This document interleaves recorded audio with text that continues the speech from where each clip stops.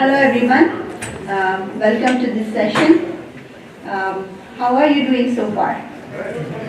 So did you attend PK's keynote speech? Yes. Okay, so I know that you are all now excited about the future.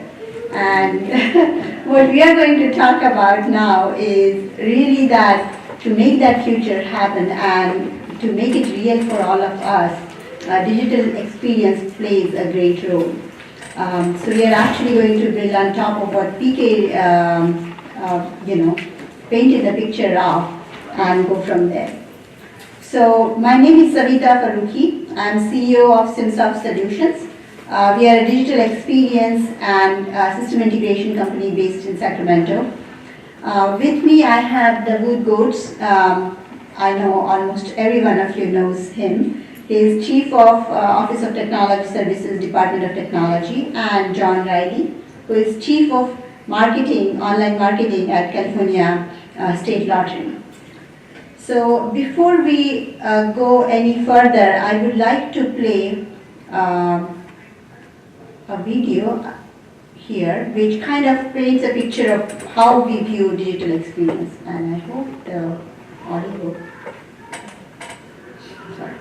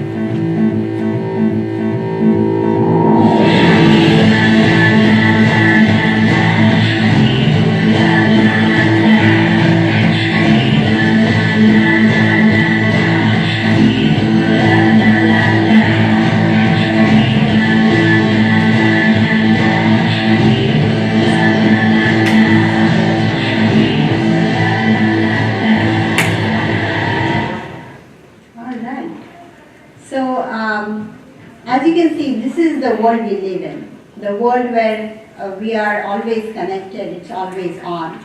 We are using multiple devices, multiple channels, starting from wearable technologies, Internet of Things, to the our traditional way of using desktops and mobile devices, using physical stores for doing transactions. That particular experience is also now changing, where there is integration of digital and physical kind of channels. Social media is playing a huge role. So in this particular world where the devices are always connected, the expectations that we have about how businesses and brands should work, that is also changing. We are expecting that across these channels and across these devices, we get a continuous and consistent experience. As we move from doing our research online to going to a physical store to buy certain products and using our mobile devices to compare prices online in real time, the journeys of consumers are complex. And those journeys actually are not just linear. It's not that it starts at one point and ends at another, but it continues across, various devices and continues across the getting the support and using products and sharing what you've learned about the products and services on social media. And with all this, the customer expectations are that of personalized service delivery. We don't want everyone to treat us just like any other anonymous user, but we expect that businesses know us, treat us like a neighborhood shop owner would treat us, know us a little bit better, and this is becoming more and more important because there is too much information that we are dealing with. When you look at the list of online services and that there are thousands of services, finding the right ones for us, it's really a hard task. So findability, to improve findability, personalized delivery is important. And businesses are taking note of it. It is no longer a transaction-based business. The economy today is based on building relationships, understanding the users better, and using information about the users to predict their behavior. In this particular slide, it talks about predicting purchase intent. So once we know more about the users, we can understand or anticipate their needs and present what they are looking for, and thus build relationships. So relationships are built one experience at a time. So all of that is well and good for private sector, for businesses, but how does it matter to government? First of all, the people that we are serving are the same people. The expectations that we have from private businesses, those extend to how we expect government to deliver services and how we interact with government. Secondly, digital marketing, when businesses use digital marketing, their focus is really twofold. One is increasing bottom line, that is the foremost thing, and increasing customer satisfaction. It's important because increased customer satisfaction leads to increased bottom line. Now, in case of government, you may think that increasing revenue is really not we are into, but think about it. Organizations such as FTV wants to make sure that we do earn, what is rightfully to be earned by the state. And this revenue earning is not really at a department level in some cases, it is at the state level. State parks or state lottery that John will be talking about. Earning revenue leads to better services for everyone. Reducing cost and increased efficiency, I would assume that everyone agrees on that. So on one hand, increasing the bottom line, on the other hand, increasing customer satisfaction, because increased customer satisfaction means that you would be promoting your services so that you can use, promote the online services rather than physical face-to-face service delivery. And enhancing customer experience leads to better trust, which is important again in the government sector, and build that relationship of loyalty. So coming back to concrete numbers, just recently Kathy Cleek from Franchise Tax Board had a session that TechWire conducted where she gave these hard numbers that when a transaction happens on web, it costs the FTB 25 cents. And when it is done by paper, it is about $10. Here we are even not talking about face-to-face, in-person transaction. So you can see that the price difference between the two numbers is such a huge incentive for us to look at it and learn from the web retailers and see how we can enhance the experience and thus promote using web-based services rather than paper-based services. So I'm going to invite Davood to talk about his vision for OTech, and after that, John will talk. Thank you. Well, you all know about OTech, and if you don't, it stands for Office of Technology Services. It is an office within California Department of Technology. But I'll go to the next slide first. We serve 295 active state and local government agencies, but we have many, many more clients. And the services that we provide are shown in our service catalog.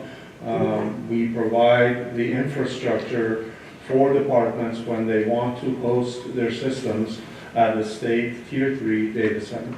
We have a facility here in Rancho Cordova and another one in Vacaville. We have a 24/7 service desk, and mission-critical applications are stored and reside at our house at OTech. We provide a statewide network, email services, cloud solution.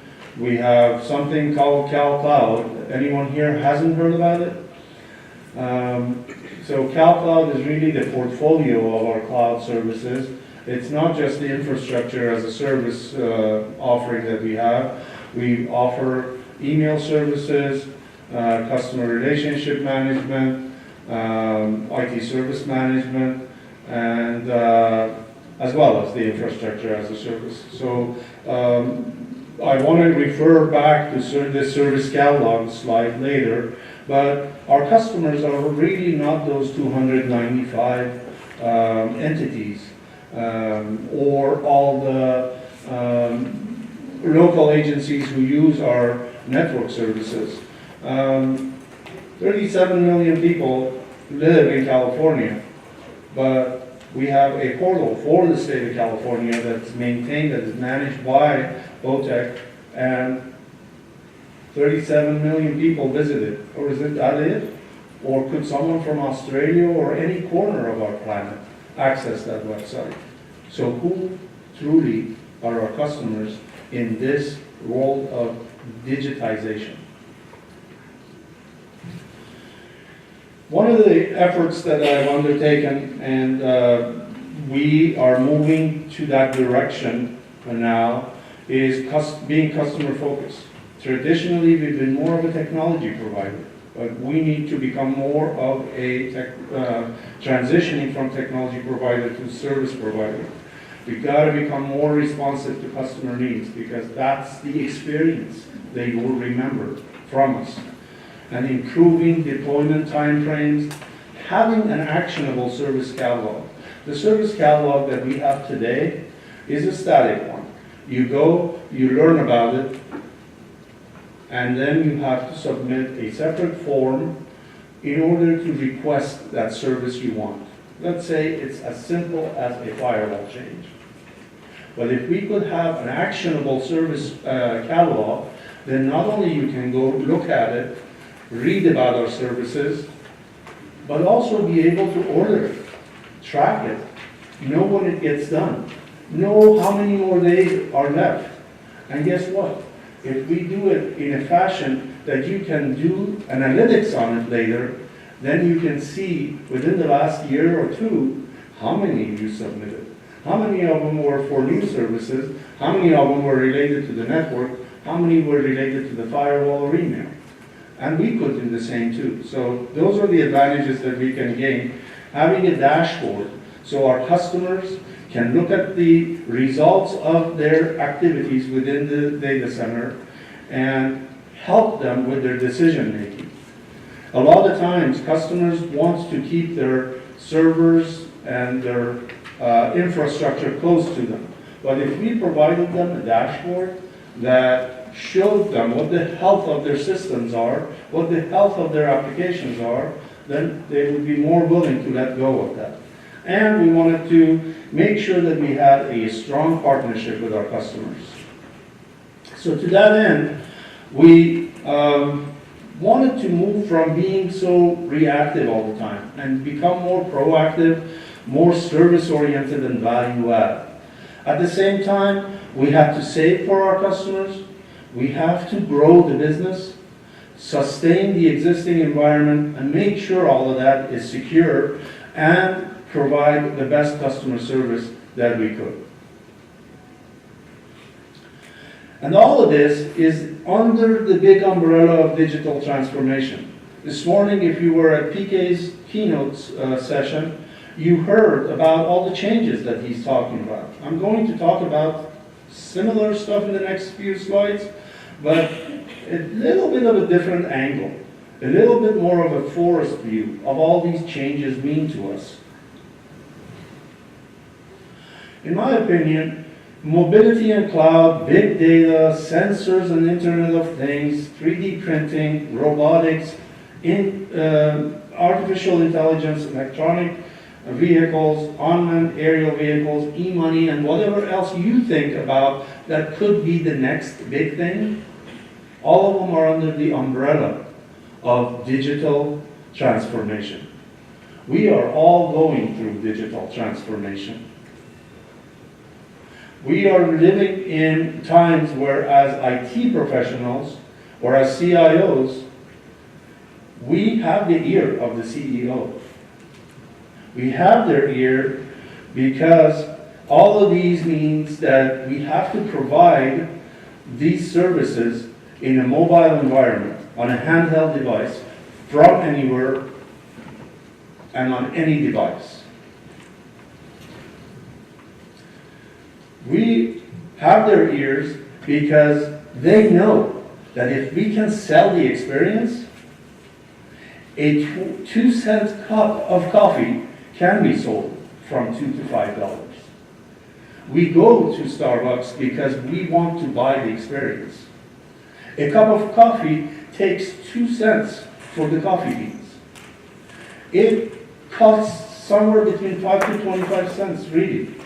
But we buy it from $2 to $5. We are willing to pay that. Why? Because we are buying the experience. If we could provide that experience to our customers in IT, then we will get a lot more customers and happy customers. These are some companies that you've all heard about. These are companies who didn't hear the call of digital transformation. Blockbuster wasn't going to provide their product digitally. At the time, they were all tapes, if you remember. We don't even watch them on DVDs anymore. We watch them electronically, digitally. Kodak went bankrupt. Borders went out of business. Circuit City went out of business. They did not hear the call of digital transformation. And those who did and created a brand for themselves are doing exceptionally well. The Amazons of the world. That's what I envision government to be. To provide online services just like Amazon, where a customer, one of you, could come to OTech's website, go to our service catalog, look at a product, a service, put it in their shopping cart, purchase some more stuff, put it in the shopping cart, check out. And get an email immediately, how long is it going to take for that service to be delivered? How many days? And then be able to later look and see, well, let me take a look and see in the last 6 months, how many things did I buy? And by the way, if I want to order the same thing, is it still there under my profile? Wouldn't that be nice? So those are the kinds of things that we are moving towards. One of the building blocks for this effort is what we call service fulfillment or service request fulfillment. We have to have a service request fulfillment module in place as the building block for that actionable, requestable service catalog. So the 37 million Californians or more throughout the world who want to learn about the services California provides, we provide the infrastructure for that. You learn about the new application Ghods is putting in place. That infrastructure resides at OTech. I remember a long time ago, I used to be the AIO at Food and Agriculture, and the Secretary of Food and Agriculture asked me, who do you think are our customers? I said, well, it could be any division and business within CDFA. It could be anyone from California, but it also could be anyone who buys lettuce around the world from California, that was grown in California. And he said, what do you mean? I said, well, we are responsible for tracking where the lettuce was grown. We are responsible to be able to tell you if there is an E. coli outbreak on that lettuce or on that spinach or on that beef. So all of that is the digital transformation that's happening around us and in the world. And we are living in good times as IT professionals today because we have the ear of the CEO. They don't want to be the next blockbuster. They don't want to be the next order. They want to make sure that they listen to the call of digital transformation. I think that's my slide. Last slide.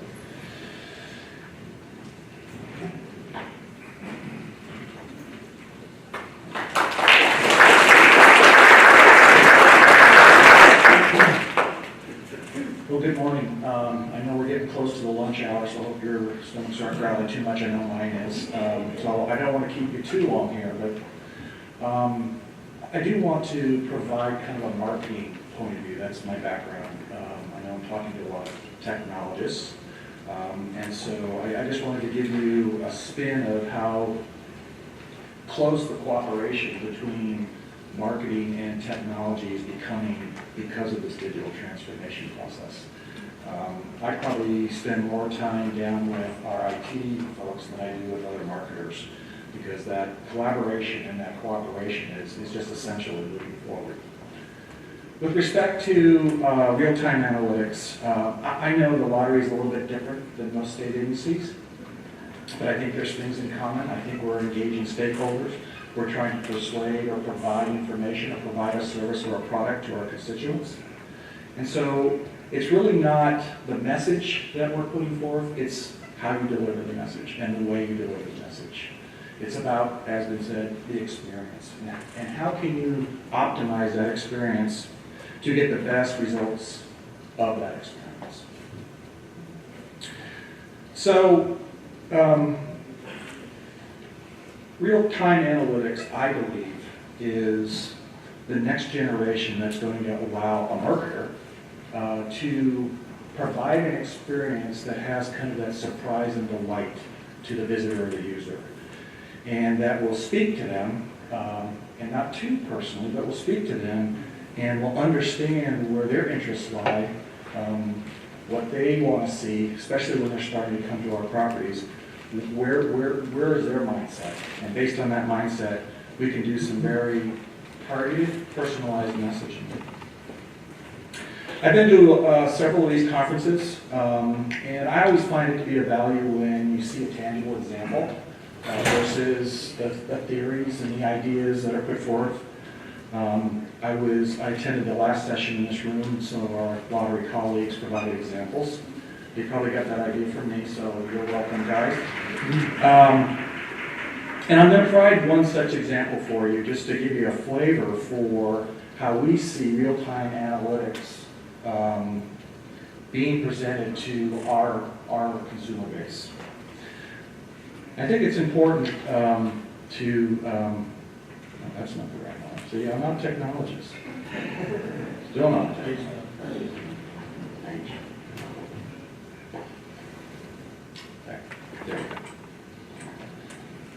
I should have watched which one you did. So I do want to start at the beginning. The lottery this year is going to be 30 years old and has been continually working towards fulfilling its mission of maximizing supplemental funds to education. Last year, we provided nearly $1.5 billion to education. Well, that's a modest amount. It's only 2% of the full education budget. Those funds are incredibly important. We talk with educators and administrators where those funds are going, and they find them to be incredibly important with funding certain programs that may be canceled if they didn't have those funds. So we understand the mission, and we're involved in the mission, and we're behind the mission. As part of that mission, we have some overarching organizational goals, and probably the main goal, the mission goal, is to always maximize or increase funds to education. But to do that, we know we must become one of the stronger or more competitive lotteries in the country. I'll translate that for you. Becoming stronger means increasing sales. Being more competitive typically is making sure that our bottom line is always increasing so that we can continue to offer or provide more money to schools. So as we ladder down, we get down to the digital program, because we're always focused on what the organizational goals are. Our primary goals in the digital program are to grow playership. And we're going to use digital communications, because they're effective and efficient, to do just that. So, as we continue to ladder down, we're going to persuade players. You're going to have to hang with me here. It's going to be a little convoluted, but we'll get back to where it's making a lot of sense. What we're going to do with the digital program is we're going to persuade our existing players to become loyal players. And we're going to do that with our digital assets. We're going to engage them when and where they want to be engaged. And we're going to use timely decisions to improve effective and efficiencies. We're going to continually improve the customer service. Now our digital program paradigm is probably similar to those that you're experiencing in your organizations. We are continually connecting with our consumers, and in those connections we're gathering data, and we're collecting that data. And then we take that data, put it into a place where it can be analyzed, and then through that analyzation we can derive business facts, and we can derive insights, and we can derive information that will help make our business decisions better in the future. And we're currently doing that today. But what I want to do is talk about our current situation, and this is where I'm kind of bringing it all back together. Historically, lottery players are anonymous to the lottery. A consumer goes into a retailer, buys a ticket. If they win less than $600, they go back into the retailer and cash that ticket. If they win more than $600, they have to fill out a claim form. It goes into the lottery system, and they're paid through the SCO. Lottery has historically not used that claim form for marketing purposes. So several years ago, the lottery made a decision. The decision was, let's start a loyalty program, and that loyalty program was based on offering consumers more ways to win. But those more ways to win required registration. And through that registration process, we were able to gather information, name, address, email address, and that type of data. So now we were starting to collect and understand and know who our players were. That program has been somewhat successful. We have about 4 million registrations. There's little data integrity issues, but we'll say we have about 4 million registrations to date. But back to the objective of increasing the player base. The player base has been flat over the last few years. So and since we've had increased sales, that means the existing players are playing more. And that can be somewhat troubling from a responsible gaming perspective. The lottery really wants more players to play less, rather than a few players playing a lot. And so we are definitely in the need of increasing the player base to keep the sales increasing year over year. Here's our challenge. We have limited advertising funds, limited paid media funds. And from a strategic perspective, we've been using those limited advertising funds to talk to existing players, to keep the sales from existing players at that trajectory. So the thought here now is to take the digital channels, if we can get enough loyal players, and switch that paradigm so that the digital channels can talk to the existing players, and then we can use those advertising funds to talk to new players. So that's essentially the path we're headed. So, in today's world, we have a robust website, 10 to 12 million visitors a month. We understand most of those visitors, 95+%, are coming in to see winning numbers, coming in to see prize values that they won.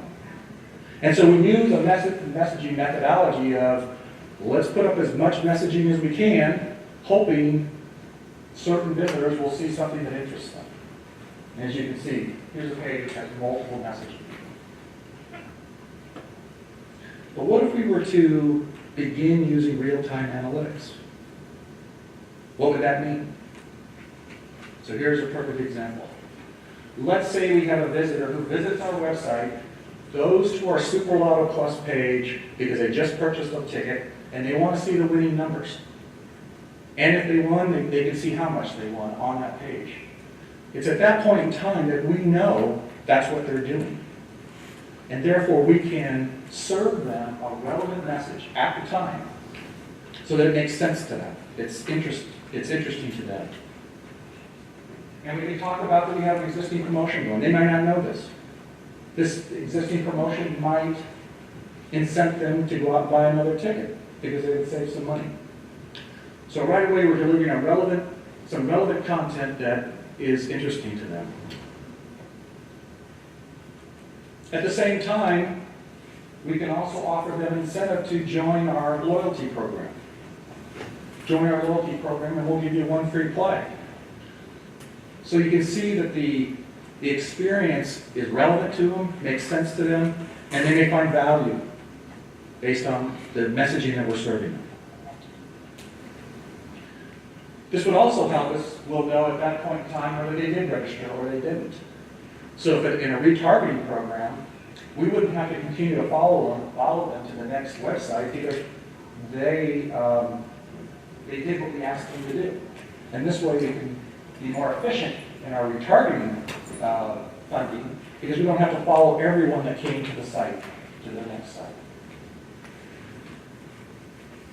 This is a very simplistic example, but I think it gives you a sense on how you can take a real-time analytic situation and make the experience personal, not too personal to where it becomes creepy, but personal enough to where it engages, continues and further engages the visitor and makes it relevant for them, versus serving them a message that they have no interest in whatsoever and they would just continue to move off or abandon the site itself. That's right. Thank you.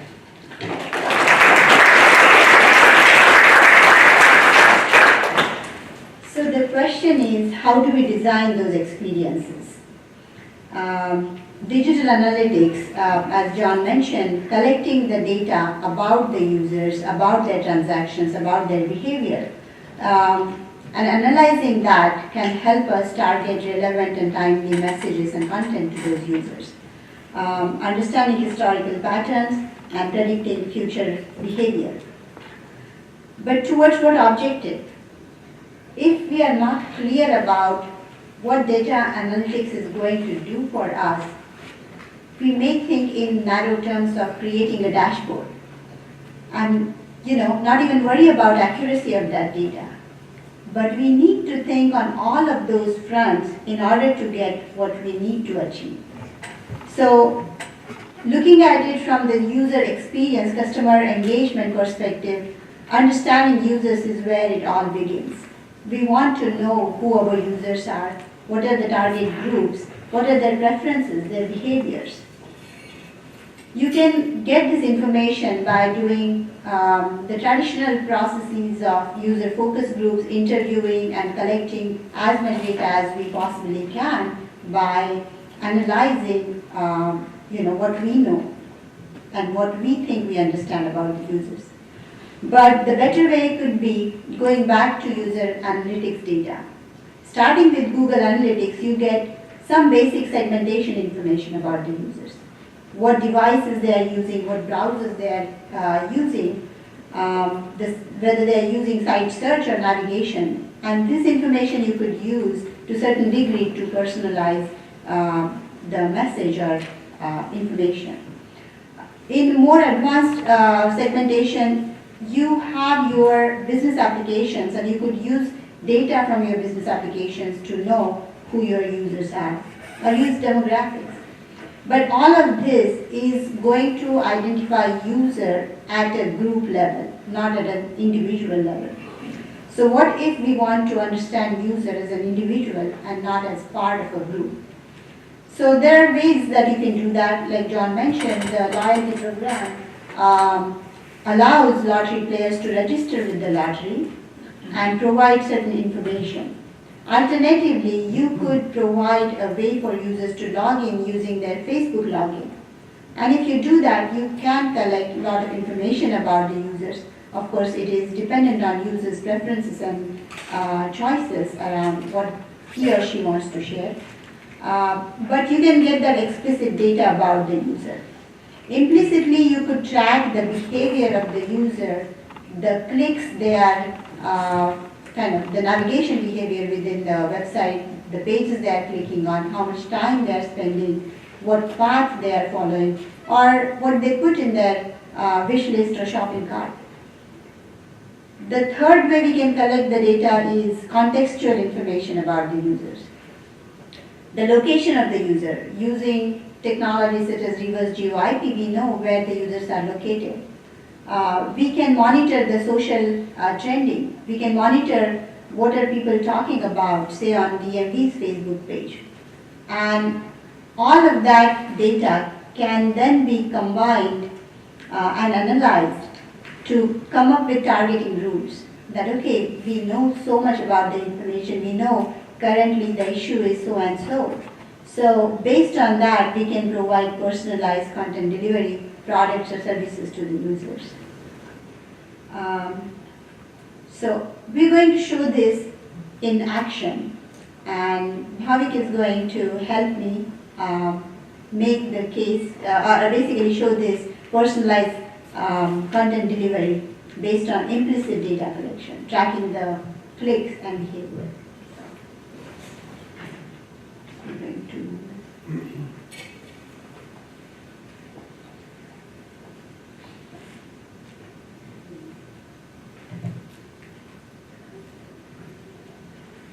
So this is a website, it's a fictitious department we created.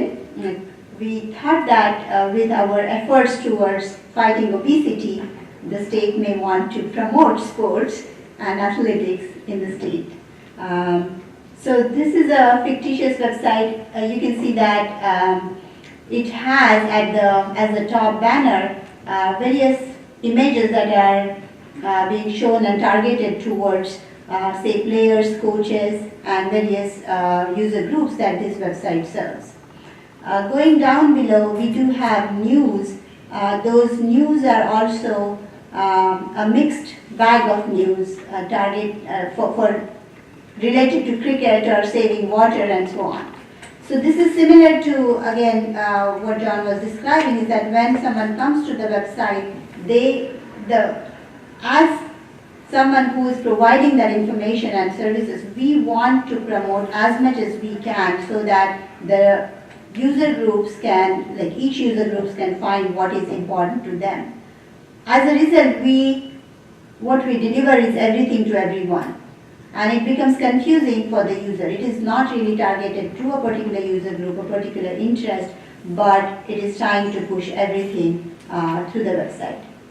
So what we have here on the right hand side is a tracker for analytics. So we can see that Bhavik has navigated through a couple of pages. The location, the system detected the location, which is Sacramento, and just by capturing that information that this user is coming to the website from Sacramento or out of state, we can use that information to customize the content. So in the profile area, we don't know anything about the user yet, but as Bhavik navigates through the website, say he clicks on the golf because he is a golf player. Of course, the system doesn't know that yet. And say he wants to find out about tee times. So he goes to the page and finds out some information, and then he determines that, okay, I need some lessons to just refresh. So he goes to the lessons page and finds out more about it. And as we are doing this, our tracker can show that the system is learning more about the user. We are tracking more pages and so on. So now because Bhavik clicked on tee times and lessons, we can determine that, okay, he is a serious golfer, he is really interested in it. So now if we go back to the tee time page, based on this knowledge, we now assign that profile to Bhavik. So if we go back to the tracker, you'll see in the profiles area, we have determined that this is a player who's interested in golf. So you can kind of notice that this data is being collected and used in real time. So that is the power of real-time analytics, where you can change or modify the content based on who you are. So if I go back to the home page now, so the home page is now completely different once it loads. So it is targeted towards golfing. it is targeted towards a gold player. So if you had this information provided in your profile in an explicit manner, when you come to the website, this is the experience you will get. But even when you don't have that information, just we are learning on the fly and modifying the content based on who you are. So that is the power of real-time analytics. Even the news, you can see those are now filtered, which are only golf related. So I think that's what we wanted to demonstrate. So thank you, Kari. Of course, if you want to see these more in action, come by our booth and we can show you different types of personalizations based on different types of users. So what has happened here is that we have really taken the data which was not actionable to an actionable state. So using real-time analytics, we are actually going away from thermometer to a thermostat. The systems are making decisions based on the rules you defined. So how many of you have a strategy for digital marketing, digital government? Okay. So while you do that, while you are working towards your digital strategy, keep in mind that you want to personalize, but not to the level that it feels creepy. So just achieve that Goldilocks balance. So if you want to know more, learn more, talk to us.